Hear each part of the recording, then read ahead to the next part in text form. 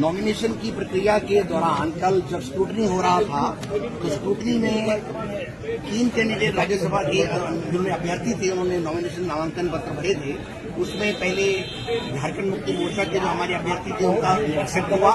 उसके बाद कांग्रेस के जो अभ्यर्थी थे महागठबंधन के दोनों कैंडिडेट्स का नॉमिनेशन नामांकन पत्र उन्होंने एक्सेप्ट किया। और जब एक इंडिपेंडेंट कैंडिडेट है परिमल नाथवानी, उनका जब नॉमिनेशन आया तो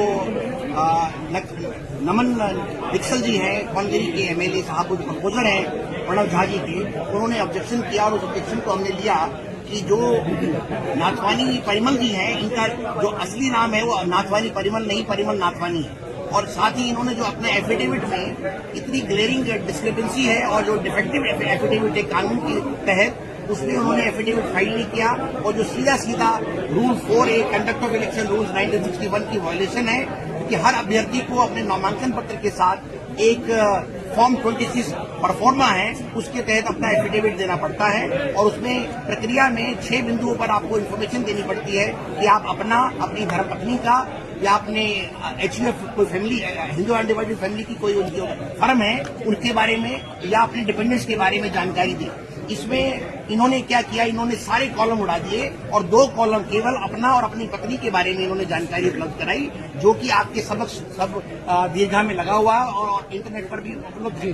हमने जब वो सब पढ़ा और हमने बिंदुवार क्रम में उसका जब हमने वो तहकीकात की तो हमने पाया कि ये जो एफिडेविट है ये गलत है और ये गलत नहीं हो सकता। और हमने जब दिया उनको ऑब्जेक्शन, और ऑब्जेक्शन के तहत जब उन्होंने उसको 4 बजे कल 4 बजे रिटर्निंग ऑफिसर साहब ने एक उनको लेटर दिया कि इस क्रम में आप अपना कोई कंडिकावार अपना जवाब दें, तो उन्होंने क्या किया, बड़ा स्मार्टली अपने कंडिकावार जवाब में एक नया एफिडेविट सारी त्रुटियों को ठीक करके फाइल कर दिया, जो कि एक गैर कानूनी है। रिटर्निंग अधिकारी इस कंडिकावार रिप्लाई के साथ कोई भी एफिडेविट, कोई भी नया डॉक्यूमेंट एक्सेप्ट नहीं कर सकते। हमने इस बिंदु पर प्रकाश डाला और उनको कहा कि ये जो है आपकी जो पावर है वो कानून के तहत नगण्य हो गई है।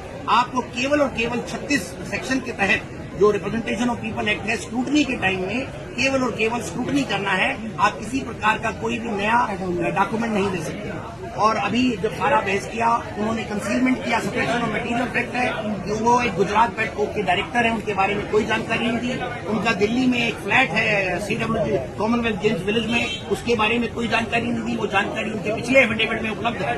और उसके बाद उन्होंने कई जो क्वेरीज हैं उनके बारे में कोई भी अपना आंसर नहीं दिया। इसलिए फॉर्मेट, बिल्कुल फॉर्मेट चेंज है, वो इलीगल फॉर्मेट है, गैर कानूनी है। और हमें आशा है कि जो होना चाहिए वो उनका नामांकन रद्द होना चाहिए, पर जो लग रहा है उसके बारे में भी कोई टिप्पणी नहीं कर सकता। अभी मैं जब मुझे आदेश की प्रतिलिपि मिलेगी, क्योंकि उन्होंने 12 बोला है कि 5 या 6 बजे तक वो आदेश की प्रतिलिपि देंगे, उसके बाद ही हम कोई आपको बात बता सकते हैं। धन्यवाद, थैंक यू।